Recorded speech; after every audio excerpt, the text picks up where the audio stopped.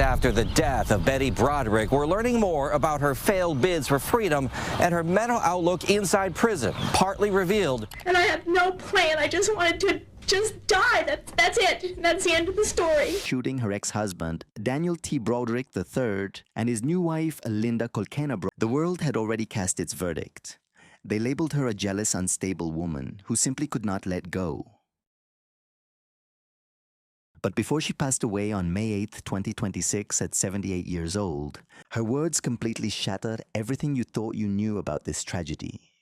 Who was she before the violence began? What Betty finally revealed before her death, you have to look at who she was before the world reduced her life to a tabloid headline. Elizabeth Ann Bisheglia was born on November 7, 1947 in New York. She grew up Catholic, and by all accounts, she was incredibly bright, driven, and ambitious. She was one of 6 kids, attended Catholic schools throughout our youth. I started my education at Immaculate Conception. She was a woman who believed in doing everything the right way. She attended Mount St. Vincent College and was there in the late 60s that she crossed paths with Daniel Broderick III. Vision for his future. He aimed to become both a doctor and a lawyer. She worked multiple jobs to help put him through Cornell Medical School and then Harvard Law School. She raised children, managed their home, moved the family across the country. As his career demanded and life expected of a man in his position, she was by every metric a devoted partner investing everything she had into their shared future. By the early 80s, that investment appeared to have paid off. We're living in La Jolla, California.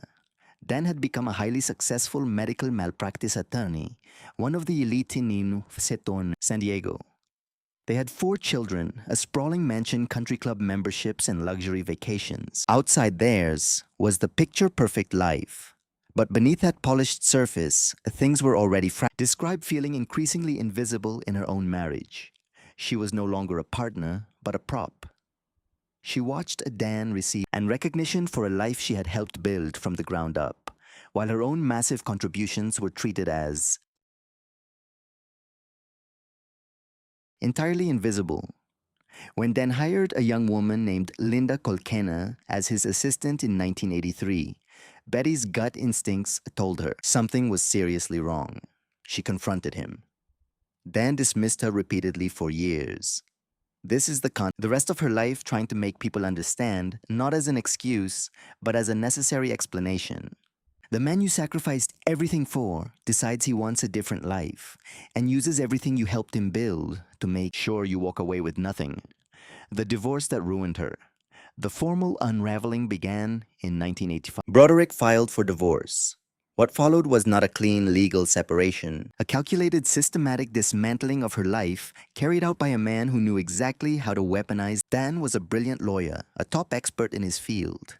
He understood complex procedures, deadlines, filings, and leverage. Did not.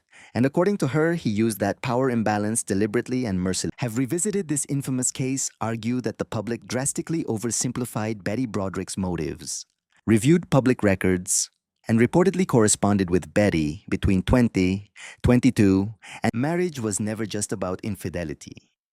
According to that assessment, the brutal fight over money property control was just as central to the conflict as Dan's affair with Linda. In other words, this was a story about betrayal. It was also a story about power assets and what happens when one person everything. She described being denied adequate financial support, while he maintained total control over marital assets. She described being completely frozen out of decisions regarding their own children. She described a prolonged custody battle experienced not as a fair legal dispute, but as an act of war waged by someone who had the tools and the connections to guarantee she would lose. During this period, Betty's behavior became erratic and genuinely destructive. She rammed her car into Dan's front door. She left profanity-laced messages on his answering machine. She vandalized his property. She was held in contempt of court multiple times. Real documented and used extensively against her, both in the courtroom and in the court of public opinion. Betty consistently argued that these weren't the actions of a woman driven by mere jealousy or instability, They were the desperate actions of a woman pushed to the absolute edge by a system that refused to see her as a victim. Anything. Every time she lashed out, she claimed she had tried every single honest avenue first. All of them closed. Dan and Linda wed in April 1989. Same day it happened. 6 months later, she walked into their bedroom with a gun. So after warfare, public shame, and a system built to grind her down, what did a jury actually do? With all that, the trials and the verdict. The public loved to argue. Betty Broderick was the lives of Daniel and Linda Broderick. The first trial ended in a hung jury in 1990, a firestorm for others. 5 jurors voted to convict on first-degree murder, manslaughter. The rest were stuck in between. That split captured the exact tension that defined this case for decades. Was Betty a cold-blooded killer or finally snapped? The second trial in 1991 brought a verdict: murder and sentenced to 32 years to life. She became eligible for parole and kept getting denied. Over time, Betty's case became a total cultural firestorm. To dramatize her story, true crime writers tore it apart. She gave prison interviews. She called into radio shows. She was angry, sharp sometimes, wild, sometimes chillingly clear, and certain that she had been wronged. Not just by Daniel, but by the entire legal and social system that handled her case. To some, her lack of remorse proved her guilt and her danger. To others, it suggested something deeper. A woman who truly believed down to her core that she was the victim, even as she admitted she pulled the trigger. 2 trials, 1 conviction, and decades locked away. Betty actually say about the man at the heart of it all? And did she ever tell the full truth before she passed? What she said about Daniel before the end, that is the part that matters most, and it is the part that has been ignored far too long. Before she died, never gave a new formal public interview.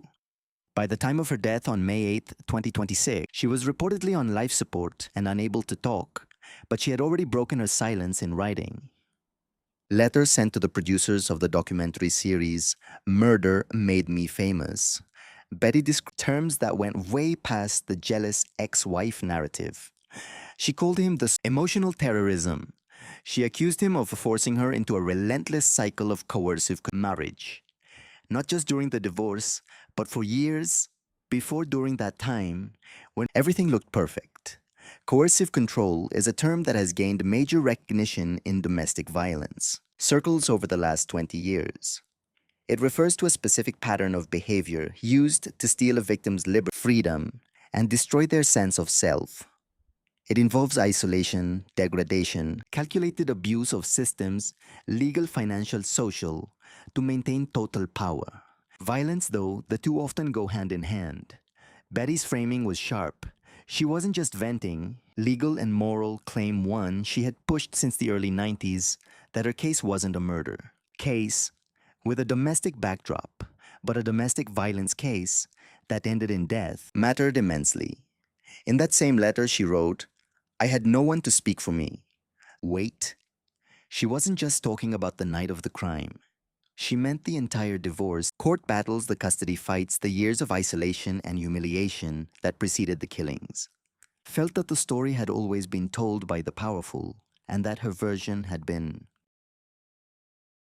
systematically erased. She described the endless divorce and custody war as a time when she was feeling trapped and abused, not by physical force, but by the cold, calculated use of leverage wielded by someone who knew exactly how to make every system work again. Believe her or not, the letter stood for something real. It was the clearest and most structured explanation she ever gave of what she believed happened to her, framed not simple heartbreak, but in the language of documented patterns of abuse. If she truly believed victim, why couldn't she just say what the parole board wanted to hear and walk free? And what did she really call herself, a political prisoner? Let us look at those parole denials and her controversial claim. Betty Brick first became eligible for parole back in 2010. She was denied. She tried again. By the time she passed away, she had been denied parole countless times over more than a decade.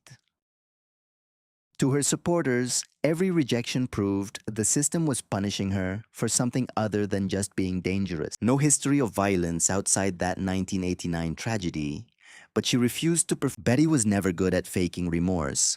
She could openly acknowledge that the kill occurred. She could admit they caused deep lasting pain to her children and to Linda's family, but she could not or simply would not stand before a parole board and frame herself as just a violent woman who had committed an unforgivable act because that narrative left out everything that led to that morning. In the same letter that held her final statements, Betty used a phrase that grabbed headlines. She called herself a political prisoner. She argued there was no legitimate public safety reason to keep denying her parole after decades behind. Bars. She was elderly, her health was failing, and the statistical likelihood of her posing any threat to anyone was essentially zero. That political prisoner label was provocative. It was meant to be. She was not comparing herself to dissidents imprisoned for their beliefs in the traditional sense. She was making a narrower, specific argument that her continued imprisonment had become political about what her freedom would symbolize and the message it might send rather than actual justice or not an uncommon argument among long-term inmates who have aged significantly behind bars. Punishment has been fully served, and what the prison system is accomplishing by holding an elderly, non-threatening individual is a serious one that many criminal justice reformers grapple with in countless cases. Betty's framing was consistent with how she always approached her situation, as someone begging for mercy, but as someone demanding recognition that the system got it wrong. She died, waiting for that recognition. It never came. But beyond her, what do the children caught in the crossfire have to say about who their parents truly were? Her legacy, her children, and the record. Betty Brick left behind 4 children, Kimberly, Daniel, and Rhett. Their relationship with their mother was understandably incredibly complicated. Stepmother in one violent morning in 1989. They also lost their mother first to prison and finally to death. Her son Daniel confirmed details of her passing and described a woman who was on life support before she died and in her last weeks was no longer able to communicate. The written statements she left, including the letter to the documentary producers, were among the last direct explanations she ever gave about her relationship with his father and the reasons she believed the violent act actually happened. What does the public record show about Daniel Brick and those divorce proceedings? It shows that the divorce was long contentious and that Betty was held in contempt of a court multiple times for her behavior. It shows she was represented by lawyers who were constantly frustrated by her refusal to follow legal advice. It shows that Dan Brick was a wealthy, well-connected attorney who held massive advantages in the legal process. It does not show a simple villain and a simple victim.